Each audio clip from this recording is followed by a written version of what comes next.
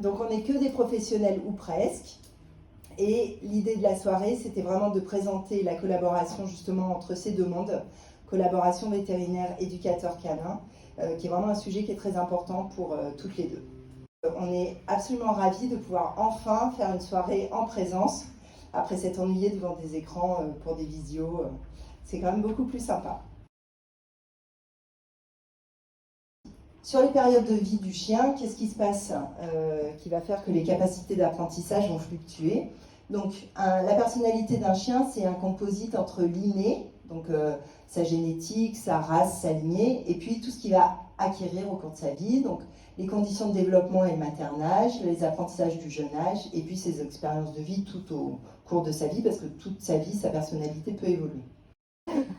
En fait, ce schéma, il est adapté de la schizophrénie au départ. C'est vrai pour n'importe quelle maladie, vous pourriez l'appliquer à l'allergie. Ça vous dit simplement qu'en comportement aussi, on a identifié des gènes de vulnérabilité. Par exemple, pour la schizophrénie, il y en a 1600 chez l'homme, mais pour le chien, on commence à découvrir aussi des gènes de vulnérabilité à des maladies comportementales. Et donc, si vous êtes un chien avec beaucoup de vulnérabilité, même si votre environnement, vos maîtres sont parfaits, etc., vous allez très vite tomber dans la pathologie. Ici, c'est l'inverse, c'est des mauvaises conditions de développement. On peut imaginer le chien élevé dans une ferme, dans le noir, dans un garage. Celui-là, s'il a une bonne génétique derrière, il va sortir et il ira quand même bien. Et ça nous parle de résilience, justement.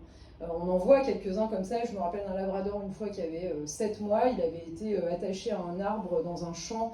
Il n'avait vu personne jusqu'à ses 7 mois. Quand on m'a raconté l'histoire, je me suis dit, oula, celui-là, ça va pas aller, ça va être la catastrophe. Le chien, en une semaine, il avait tout rattrapé. Il était sociable, il avait peur de rien, zéro souci. Et il avait appris super vite. Donc ça, celui-là, il était situé ici. Et voilà, ça vous dit juste que ça n'est pas que de l'éducation, ça n'est pas que le maître. Il y a vraiment un mix de tout ça et aujourd'hui on est absolument incapable d'aller détecter sur les X milliers de gènes qu'est-ce qui va provoquer quoi, bien sûr. Et l'environnement, c'est aussi les aléas de la vie. Et donc en fonction de tout ça, effectivement, vous avez des chiens qui, même si on fait tout bien, vont vite basculer dans la pathologie. On a par exemple chez les bull terriers identifié de l'autisme. On commence à identifier des gènes pour les troubles compulsifs. Donc en fait, ça n'est pas que parce que le maître n'a pas fait assez courir le chien que le chien il se met à bugger en fait. Il y a vraiment des évidences de plus en plus grandes, aussi avec des IRM fonctionnels. Donc voilà, c'est juste pour dire ça.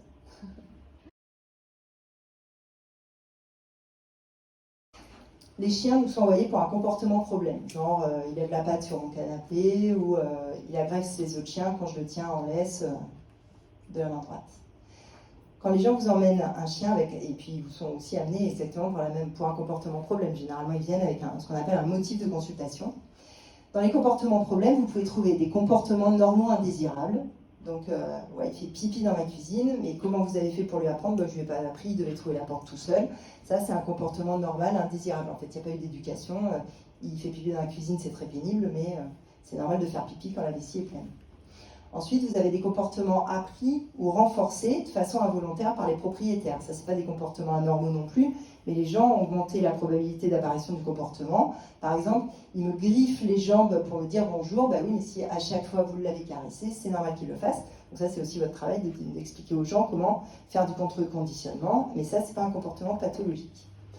En revanche, tous les comportements qui ne seront plus adaptatifs et que le chien n'arrive plus à moduler en fonction du contexte, ça, c'est ce qu'on appelle, nous, des comportements pathologiques qui sont liés à un état psychique où le chien ne peut plus réussir à réagir correctement. Donc, par exemple, quand l'ampleur des destructions atteint ce stade-là, ou quand le chien ne sait faire que ça, c'est pas normal. Donc là, les mécanismes cérébraux sont altérés, c'est-à-dire la réponse du cerveau à son environnement, ça ne fonctionne plus. Même si l'environnement redevient normal, le chien garde ses réactions comportementales. Évidemment, vu de son côté, il y a une altération de son bien-être, il y a une vraie souffrance, puisqu'il n'arrive plus à produire le comportement qui est adapté à son contexte. Et donc ça, c'est ce qui nous permet, nous, de définir ce qu'est la pathologie comportementale. Vous verrez dans la partie pratique, qui sera un peu plus fun, que ça s'oriente toujours autour de 4 axes: l'anxiété, les peurs, les autocontrôles, l'agressivité et l'attachement.